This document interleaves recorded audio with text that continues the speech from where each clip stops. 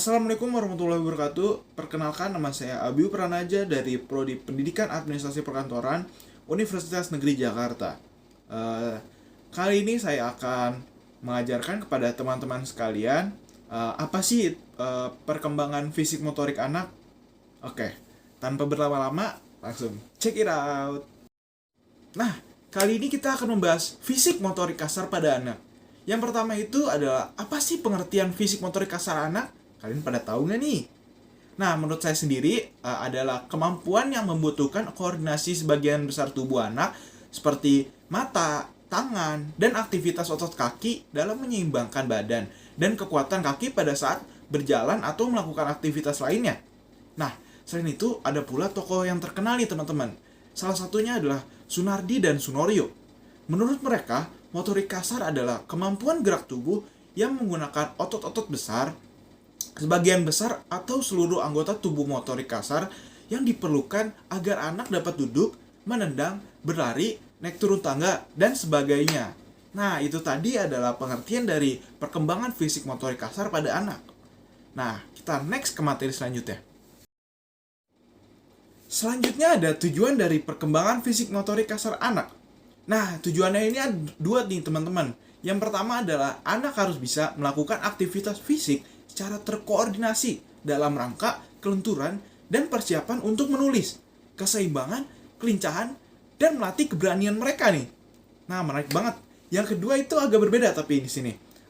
Yang kedua itu adalah anak harus bisa mengekspresikan diri dan berkreasi dengan berbagai gagasan dan imajinasi dalam menggunakan berbagai media atau bahan untuk mereka jadikan suatu karya seni. Jadi kita bisa melatih anak memakai karya seni. Nah, sungguh menarik bukan?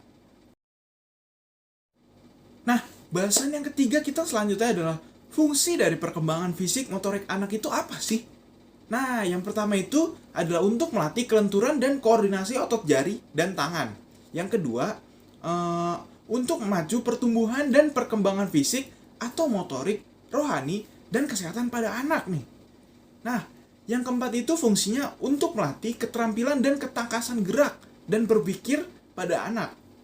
Nah, yang terakhir nih yang paling penting nih adalah untuk meningkatkan perkembangan sosial pada anak sebagai bekal masa depan dan supaya anaknya itu mudah bergaul gitu nantinya sama anak-anak yang lain. Jadi anaknya itu punya teman gitu. Oke, next kita ke bahasan kita yang selanjutnya.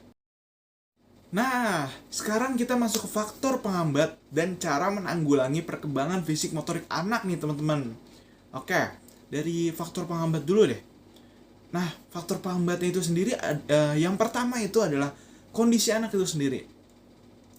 Nah, kalau kita sebagai anak-anak, kita pasti merasa kadang dalam suasana hati yang baik atau dalam bad mood itu jadi pastinya kita akan malas untuk melakukan sesuatu yang mana itu akan mempengaruhi perkembangan fisik motorik kasar pada anak gitu. Yang kedua adalah gangguan penyakit. Banyak penyakit yang bisa mempengaruhi perkembangan fisik motorik anak. Contohnya yang paling dekat dengan saya itu adalah hidrosipalus. Sepupu saya sendiri mengalami hidrosipalus, jadi perkembangan fisik motoriknya dia itu terganggu dikarenakan dia yang tidak bisa melakukan apa-apa, tidak bisa berjalan, tidak bisa berlari, tidak bisa mengangkat tubuh aja itu susah banget. Yang ketiga itu adalah kurangnya guru atau tenaga pendidik. Jadi terkadang orang tua itu bingung kalau yang belum pernah punya anak ya. Mereka akan bingung dalam melatih anak itu seperti apa dan gimana perkembangannya, kurangnya atau kelebihannya. Nah, makanya sangat dibutuhkan sekali untuk mengawasi perkembangan anak itu tenaga pendidik atau guru yang khusus gitu yang bisa mengawasi perkembangan anak itu pas kecil itu seperti apa. Nah, itu tadi adalah faktor yang menyebabkan tertundanya fisik motorik kasar anak. Nah, selanjutnya kita akan masuk pada solusinya. Nah, setelah kita tahu nih apa aja sih faktor yang dapat menghambat perkembangan fisik motorik anak, kita juga bisa cari tahu nih solusinya. Yang pertama itu kita bisa membawa anak yang mengalami masalah ini ke fisioterapi. Nah, nantinya anak itu akan dilakukan terapi dari ahli dan dicari tahu kekurangan nih. Ada di mana sih, dan dicari solusinya oleh dokternya itu. Nah, kemudian untuk melatih motorik kasar ini, kita juga membutuhkan seorang pengajar di rumah untuk melatih fisik motorik kasar pada anak. Tentunya pengajar yang mengerti perkembangan fisik motorik kasar pada anak.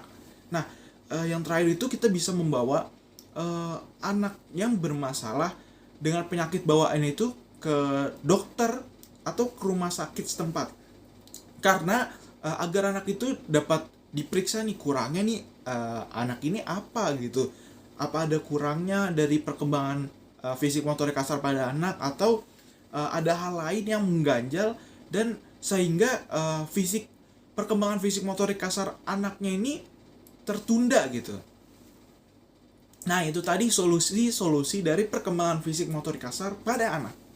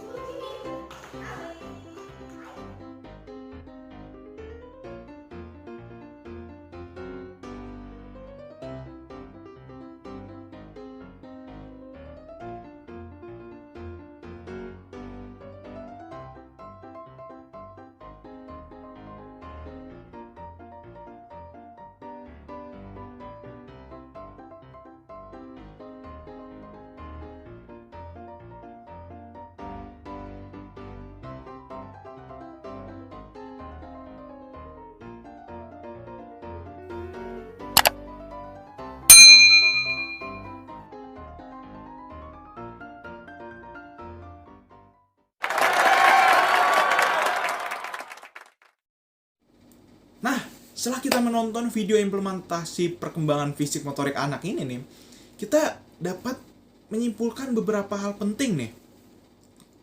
Yang pertama itu adalah implementasi yang anak-anak TK itu lakukan adalah mereka bermain engklek atau di daerah saya itu loncat bulan.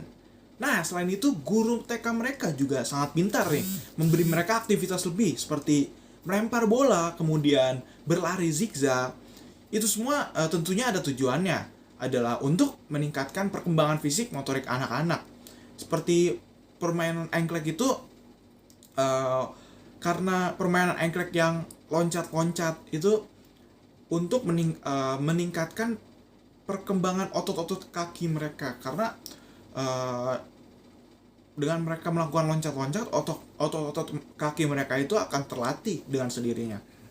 Nah, selanjutnya itu tadi saya lihat ada sehabis mereka memainkan engklek, mereka harus melempar bola, yang dimana melempar bola itu untuk melatih perkembangan tangan mereka, agar tangan mereka itu dapat lurus gitu seperti semestinya. Karena ada beberapa orang yang tangannya itu tidak lurus atau malah bengkok karena kecilnya itu jarang dilatih tangannya. Nah, selanjutnya itu mereka berlari zigzag.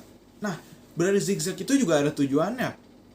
Yang pertama itu mereka berlari, tujuan dari gurunya itu sendiri adalah untuk melatih otot kaki mereka tentunya, dan juga agar pernafasan mereka itu lancar, dan supaya mereka dapat berolahraga tentunya.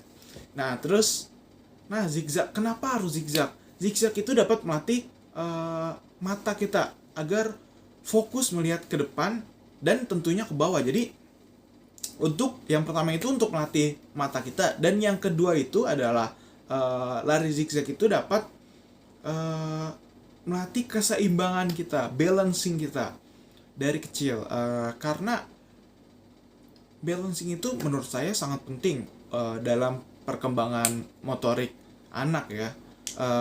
Karena jika kita dari kecil tidak dilatih untuk balancing, pas gedenya itu sedang berjalan, setahu saya, maaf kalau salah, kita akan merasa pusing ketika berjalan atau berlari, karena dari kecil kita tidak dilatih untuk balancing gitu, untuk ya supaya keseimbangan kita dijaga.